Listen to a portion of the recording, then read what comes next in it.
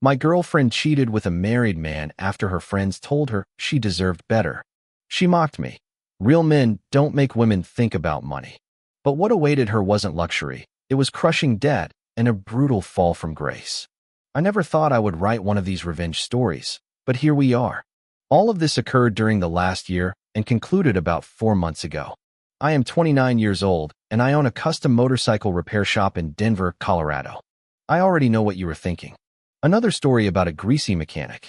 But hear me out. My shop specializes in vintage Harleys and custom builds. I have clients who fly in from all over the country because I know how to rebuild engines that other mechanics do not even dare to touch. We are talking about collectors with millions of dollars who need someone who understands the difference between a 1936 knucklehead and a 1947 panhead. I have rebuilt engines for movie stars, tech billionaires, and even some professional athletes who collect classic motorcycles. I did not fall into this business by chance. I spent 6 years working for other shops, learning everything about motorcycle mechanics, fabrication, and restoration.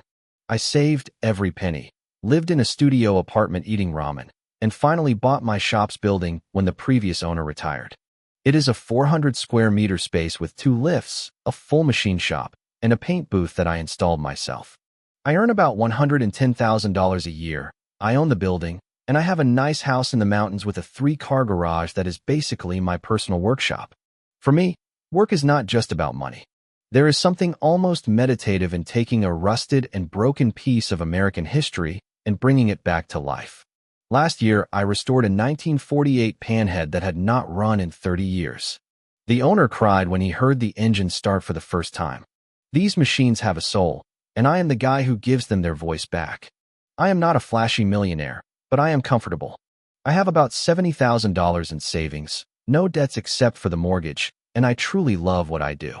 There is something very satisfying in making a broken machine purr like a kitten again. My hands get dirty, but my bank account stays clean. About 18 months ago, I met Madison. She was 24. She worked part-time as a yoga teacher at one of those boutique studios downtown called Zen Balance. She earned maybe $25,000 a year. She lived in a tiny apartment with 2 artist roommates who were also struggling financially, and she drove a 2008 Honda Civic that was held together with faith and duct tape.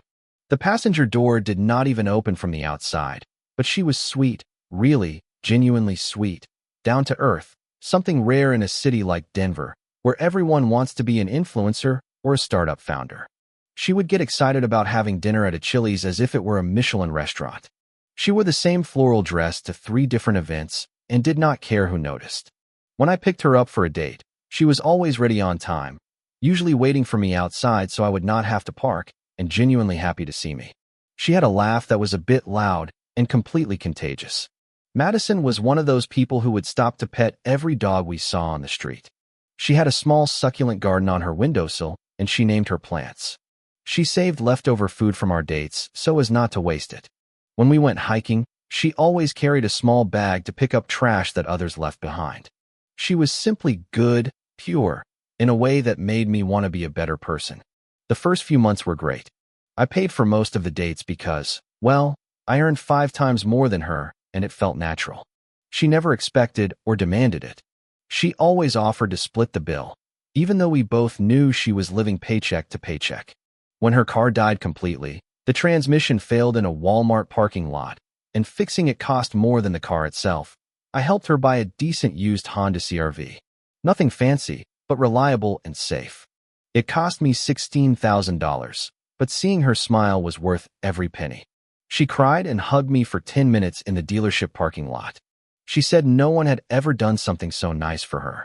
Madison moved in with me after about 8 months. It made financial sense for her, and, honestly, I liked having her around. She turned my bachelor pad into a real home. She would pack me lunches for work, not just sandwiches, but elaborate bento boxes with little notes inside. We would watch Netflix at night, her cuddled up next to me, commenting on whatever true crime documentary we were watching.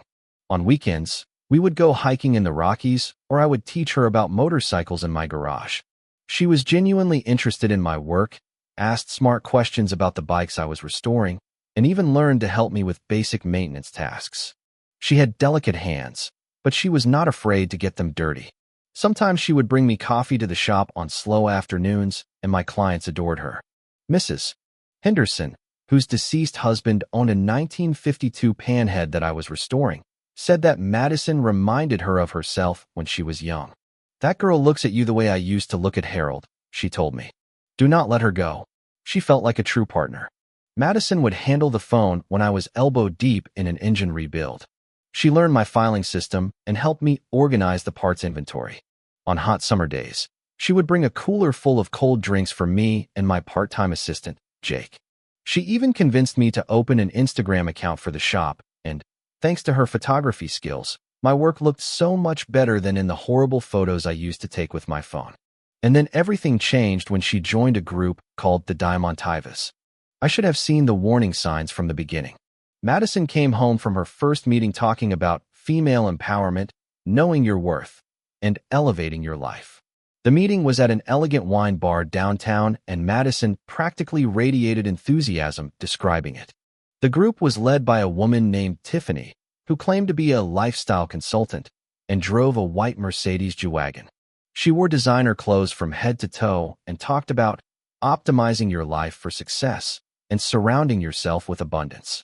The other members were a mix of aspiring influencers with a few thousand followers, rich girls playing at being entrepreneurs with their parents' money, and women who clearly got their income from sources that were not exactly traditional jobs. There was Brittany, who claimed to be a social media consultant, but seemed to spend most of her time posting provocative photos.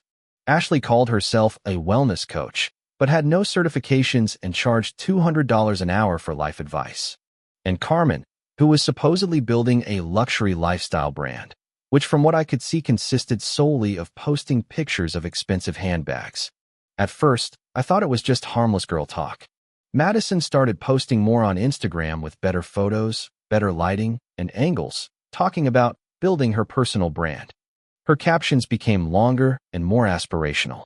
Instead of writing "great hike today," she would write things like "investing in experiences that align with my highest self. Gratitude for this beautiful life I am creating." I actually supported her, encouraged her to pursue her dreams. I even offered to help her open her own yoga studio if that was what she wanted. I had enough money saved up to cover the initial costs, and it seemed like a good investment. But then the changes started to get weird. Madison started complaining about my truck. "Derek, it is just so basic. When we arrive somewhere, people judge us by what we drive." I reminded her that my truck was practical for my job. It was less than 3 years old, clean, well-maintained, and had everything I needed. "But it is not luxury," she would say, wrinkling her nose. "Successful people drive luxury cars. Tiff says your vehicle is the first impression you make." I tried to explain that my clients did not care what I drove as long as I could fix their bikes. "That is exactly the problem," Madison replied. "You are thinking small. Tiffany says that when you look successful, you attract success. It is a matter of mindset." Next, my house. The house I bought and renovated myself with oak floors I installed on nights and weekends, and a kitchen I rebuilt from scratch with granite countertops I personally chose. "It is nice," she would say, looking around with a new critical eye. "But it is not impressive, you know? It does not scream success." She started talking about condo apartments downtown, places that cost twice as much as my house was worth and had half the space, but had a doorman and marble lobbies. "Tiffany lives in the Ritz-Carlton residences," she mentioned casually. Now that is a power address. The complaints about restaurants came next. The places we used to love were suddenly too casual or did not have the right vibe. Our favorite Mexican restaurant, where we had our third date. The atmosphere just does not align with the direction I am going in life. The family-owned Italian restaurant where we celebrated my biggest contract last year. It is nice, but it is not the kind of place you take someone you want to impress. Now she wanted to go to the trendy steakhouses downtown, where entrees started at $45 and cocktails cost $18. When I suggested we budget so we could still do other things as well, she looked at me as if I had grown a second head. "Derek, real men do not make their women think about money. They just take care of everything." Tiffany says a true provider handles everything effortlessly. Her Instagram changed completely. The cute selfies and photos of us hiking or working on bikes disappeared. Now it was all posed photos with professional lighting and captions like, "Know your worth, queen." Stop accepting less than you deserve. Surrounding yourself with winners is the first step to winning. She started using hashtags like #levelup, #diamondmindset, and #abundance mentality. Every post seemed designed to show she belonged to an exclusive club to which I clearly did not belong. The worst part was how she started talking about my job. Before, she used to brag to her friends that I was a talented craftsman who built custom motorcycles for celebrities.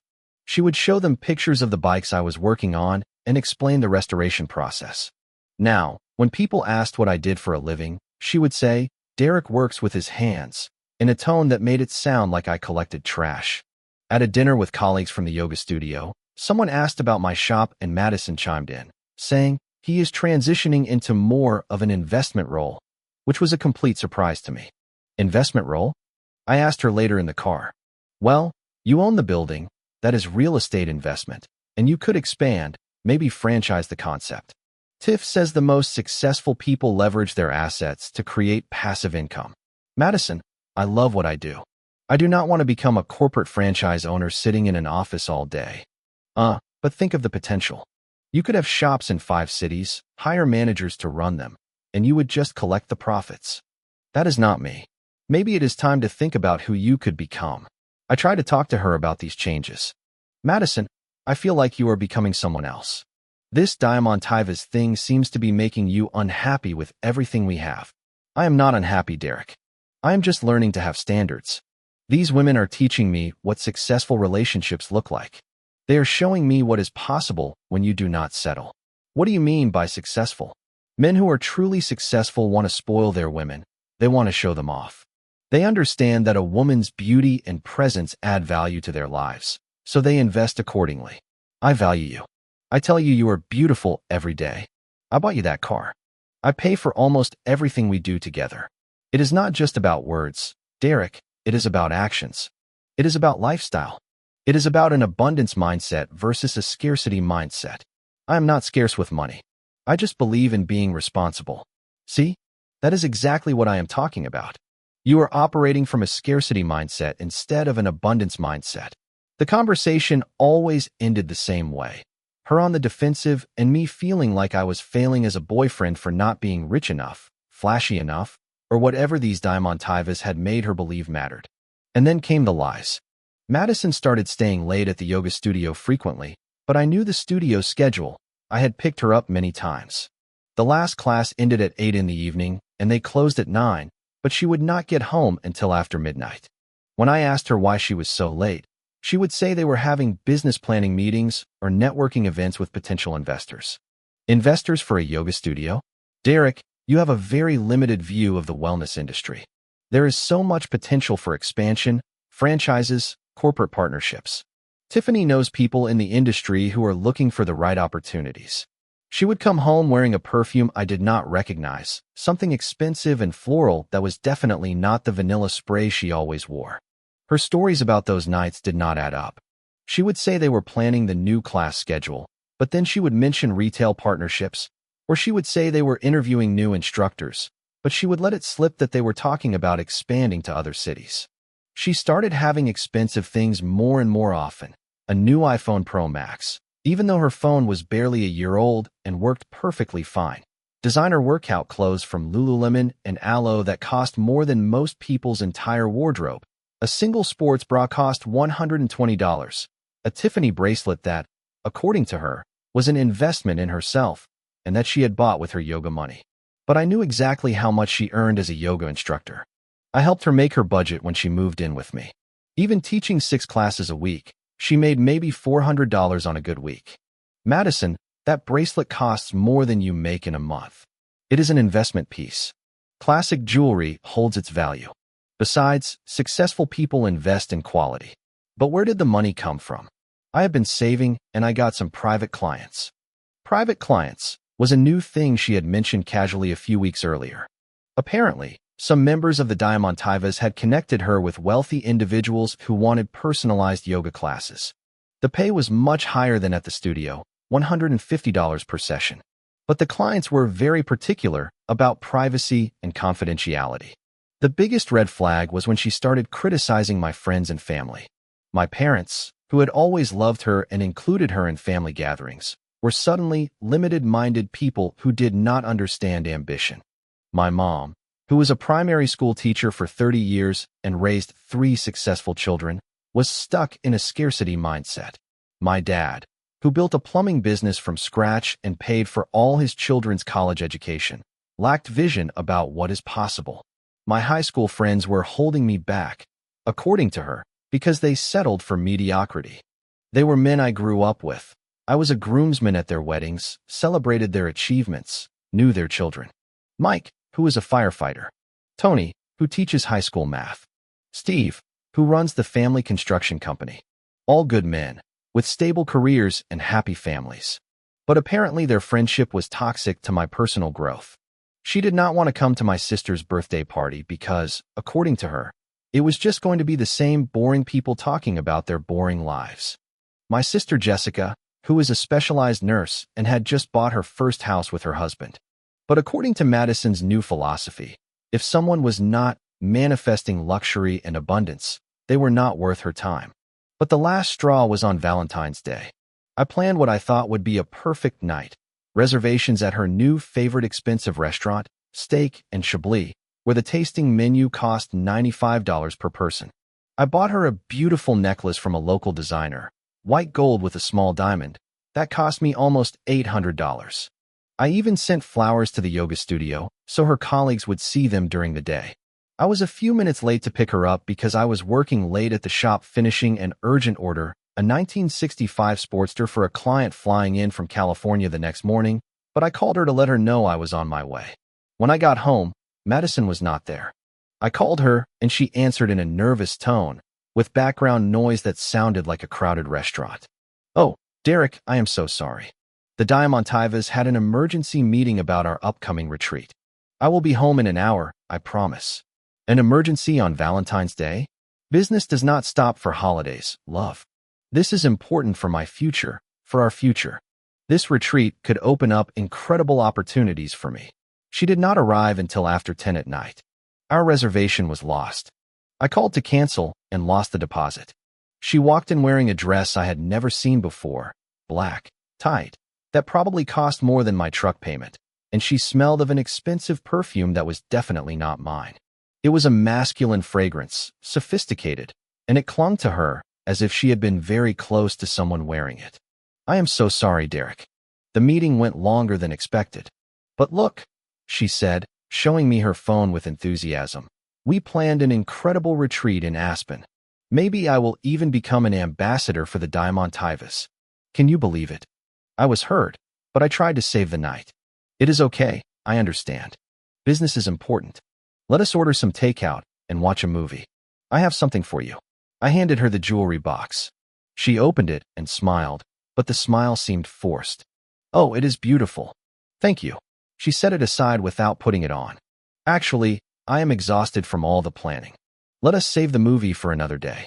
She went straight to bed, still in that expensive dress, smelling of another man's perfume. I stayed in the living room with the takeout menus in my hand, wondering at what point my girlfriend had become a stranger. That is when I knew something was really wrong. The following week I decided to do something I never thought I would do. I followed her. Madison said she had a late business meeting on Thursday night. I waited for her to leave, then drove to the yoga studio. Her car was not there. The studio was dark, the parking lot empty, except for a few cars belonging to the tenants of the offices upstairs. I drove around downtown and found her car parked outside Fleming's Steakhouse, the most expensive restaurant in the city, where appetizers start at $20 and steaks at $65. I parked across the street and waited, feeling like a stalker, but I needed to know what was going on with the woman I thought I was going to marry. At 9:30, Madison came out of the restaurant holding hands with a man I had never seen before. Graying hair, an expensive suit, probably in his mid-40s, and that confident posture that only money can give. They were not just holding hands, they were touching like lovers.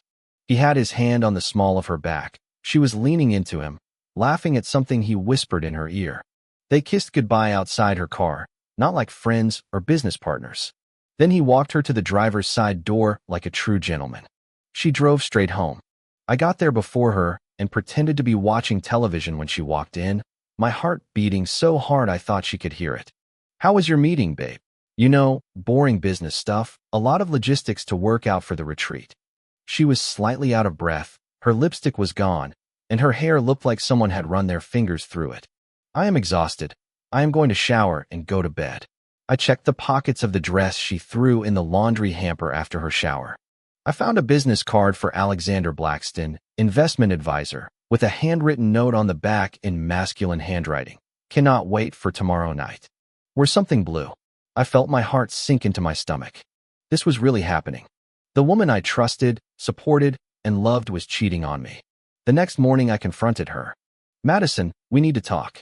If this is about me being tired lately, I already told you, the Diamontas thing is very demanding right now. Plus, I am taking on more private clients, so I am working more hours. I saw you at Fleming's last night. The color drained from her face, but only for a second. Then she got angry, which I should have expected, but somehow I did not.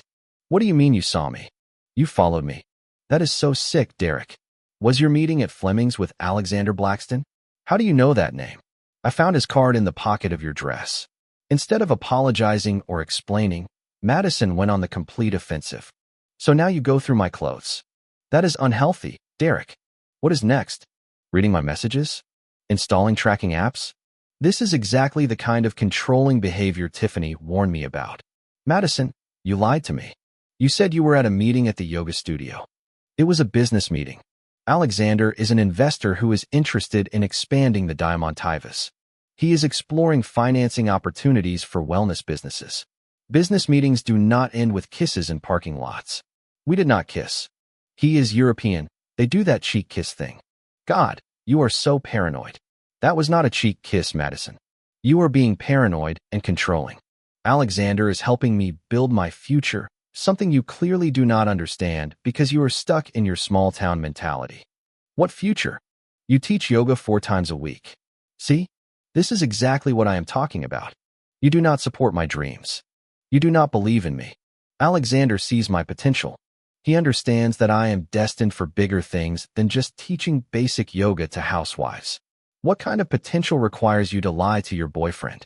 I did not lie to you. I just knew you would not understand. Do you feel threatened every time I try to grow or better myself? She stormed out and did not come back that night. She sent me a text at 2 in the morning. I am at Sarah's. I need space to think about us. I went to Sarah's apartment the next morning. Madison's car was not there. The next 3 weeks were torture. Madison would come home sporadically, always with some excuse about Diamontas events or business meetings. She would be gone overnight 2 or 3 times a week, always saying she was staying at Sarah's house or that the meetings had gone on too late to drive safely. She always said she was staying with Sarah, but I checked a couple of times and her car was never there. When she was home, it was like living with a hostile stranger. She started to openly criticize everything about our life together, that my house was too suburban and did not reflect success, that my truck was embarrassing and she did not want to be seen arriving with me, that my job was not ambitious enough and showed a lack of vision for the future. She stopped cooking, doing chores, asking about my day, or showing any interest in my work. When I tried to plan a date, she was always busy with Dimontas things. She would come home from these mysterious meetings with new clothes, jewelry I had never seen, and with increasingly implausible stories. The breaking point came when she asked me to lend her $5,000. For what? For the Diamontas retreat in Aspen. It is a huge networking opportunity, but it is expensive. This could completely change the course of my life. Madison, you have not given me a single penny for household expenses in 3 months.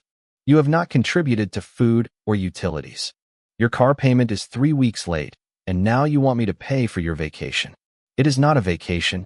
It is an investment in my future. God, Derek, this is exactly what I am talking about. You think small. You do not see the big picture. 5,000 is not a small amount. For successful people, it is. Alexander already offered to pay for the trip, but I thought I should ask my boyfriend first. I was trying to include you in the decision. My blood ran cold. Alexander offered to pay for your trip. He believes in me. He sees my value. He understands that investing in the right opportunities pays off. Madison, are you hearing yourself? Another man is offering to pay for your vacation. It It is not like that. You are twisting everything. You are making it sound dirty when it is just business. Then explain it to me. Explain how this is business. You know what? Forget it. Let Alexander handle it. At least he supports my dreams instead of questioning every opportunity that comes my way. That night she packed a bag and left. This time she did not even bother to make up that she was going to Sarah's. I am going to stay with Alexander for a few days. We need to figure out what we want. We need. The word came out choked. I need to figure out what I want. This relationship is holding me back, Derek. I cannot grow if I have to constantly justify my decisions to someone who does not understand my vision. Madison, are you breaking up with me? I do not know. I just need space to think about my future, about what kind of life I want. She left, but she kept the key to my house. She left half of her things. She was keeping me as a backup plan while she figured out if this other guy was worth it. For the next week, I barely heard from her until her Instagram exploded. She posted a long diatribe that made my blood boil. Ladies, I have just learned the most important lesson of my life. Never settle for a man who does not match your energy. I was with someone who tried to control me and make me feel guilty for wanting something better. He felt threatened when I started to level up and meet successful people. Some men cannot handle a woman who knows her worth. They want to keep you small to feel big. And you know what? I am done playing small. No more accepting mediocrity. I deserve a man who celebrates my achievements, not one who feels insecure because of them. I am now exploring new connections with people who understand that life is about abundance, not scarcity. Ladies, if he is not adding to your life, he is subtracting. Know your worth and demand it. The post came with a photo of her in an expensive dress I had never seen, wearing jewelry that looked like it cost more than I made in a month, sitting in what appeared to be the leather interior of a luxury car. My phone exploded. Friends, family, coworkers. Even my mother called me asking what had happened. Madison had painted me as a controlling, broke loser who could not stand her success. Everyone who knew us saw the post because she tagged our mutual friends and used location tags in places in Denver. The post had dozens of comments from Diamontas members and strangers applauding her for leaving a toxic situation and upgrading her life. I felt humiliated, furious, but most of all, fed up. If Madison wanted to play games, I was going to show her what real consequences were. I own a small business. You do not survive in this world without learning to research people, check references, and confirm stories. I have contacts in various industries after years of building my business, and I was about to use them all. First, I investigated Alexander Blackton. Alexander was not exactly who he claimed to be. Yes, he was an investment advisor, but he worked for a mid-level firm downtown and earned a decent salary, probably about $80,000 a year, nowhere near the millions Madison probably imagined. His luxury car was a leased BMW 3 Series with overdue payments. The expensive dinners and gifts were being paid for with maxed-out credit cards, and he had opened several new accounts in the last 6 months. But the real blow was discovering that Alexander was married. Not divorced, not separated, married. His wife lived in Boulder, about 30 minutes away. They had 2 children, a 10-year-old girl and a 7-year-old boy, and a mortgage on a modest house in a middle-class neighborhood. I found their wedding photos from 13 years ago on Facebook. She was a teacher. They attended parent-teacher conferences together. They went on family vacations to places like Yellowstone and Disneyland. He was leading a complete double life. He pretended to be a successful bachelor while maintaining a family in the suburbs. And Madison was not his only special friend. With some social media research and a bit of data cross-referencing, I found at least 2 other women Alexander was mentoring in their ventures. One was a 23-year-old college student named Brianne, whom he was supposedly helping with her modeling career. Her Instagram was full of photos at expensive restaurants and hotels, always tagged in Denver, always with new clothes. The other was a divorced real estate agent named Vanessa, whom he was advising on investments. She would post about her business mentor, who was helping her upgrade her portfolio. All 3 women told similar stories on social media. All 3 were being spoiled by this successful investor who believed in their potential. All 3 seemed to think they were special, the chosen one, the one who would eventually become his official girlfriend. But I was not done investigating yet. I started digging into Madison's new wealth. The expensive clothes, the jewelry, the dinners at places she could not afford on her yoga instructor salary. Through a friend who worked in the downtown hotel industry, I discovered that Madison had been participating in something called companion dating through a high-end service called Elite Connections. It was not prostitution as such, but it was paid dating. Rich men, often married or in town for business, would pay between $300 and $500 for an attractive woman to accompany them to business dinners, charity events, or social functions where they needed a companion. The Diamontas were not just a female empowerment group. They were basically a contact club for girls looking for sugar daddies and services similar to prostitution. Tiffany, the leader, took 30% of the members' earnings in exchange for connecting them with wealthy clients and training them on how to maximize their economic potential. The retreats and business meetings were actually training sessions on how to get money from men while maintaining plausible deniability of what they were really selling. Madison had been living this double life for months, and I had no idea. While I thought she was attending yoga instructor trainings and business development seminars, she was actually learning how to be a more efficient gold digger. But this is where things got interesting. I also discovered that Madison had serious financial problems. Despite all her new sources of income, she had accumulated over $18,000 in credit card debt, buying designer clothes and accessories she needed to maintain her new image. The appointments at expensive salons, personal trainers, and cosmetic procedures that kept her competitive in her new career were draining her money faster than she was making it. She was also behind on the payments for the car I helped her buy. She had refinanced it without telling me to get cash out, and now she owed more than it was worth. Her credit score had dropped more than 100 points in 6 months. The same girl who criticized me for not being successful enough was actually drowning in debt and selling herself to maintain an illusion of success. That is when I decided to burn it all down. I spent the next week gathering evidence, screenshots of her social media posts, photos of Alexander's car at my house during the times Madison claimed to be elsewhere, records of her spending patterns that I had access to through our shared accounts, information about the dating service I got from my contact in the hotel industry, and details about Alexander's real financial situation and marriage that I found in public records and social media. Then I started making calls. I called Alexander's wife directly after finding her number in public records.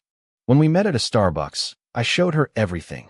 Photos of Alexander with Madison, proof of his other affairs, the hidden credit card debts. She broke down in tears. I knew something was wrong, she sobbed. He has been so distant, working late, and our credit cards were still maxed out. Then I called Madison's parents in Kansas.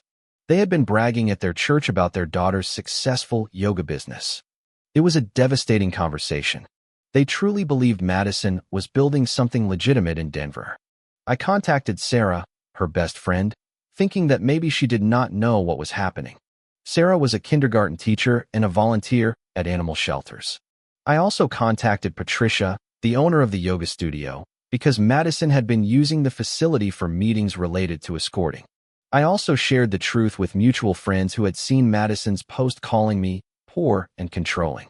The response was swift and devastating. Alexander's wife filed for divorce in less than a week. Madison's parents were horrified when they confronted her. Madison yelled at them that they were too close-minded to understand her vision. The yoga studio terminated her contract immediately after Patricia discovered that Madison had been using the place for networking meetings outside of hours. Sarah felt completely betrayed. I covered for her so many times, she told me. I lied to you saying she was at my house because I thought she was just hanging out with friends. I had no idea she was cheating on you.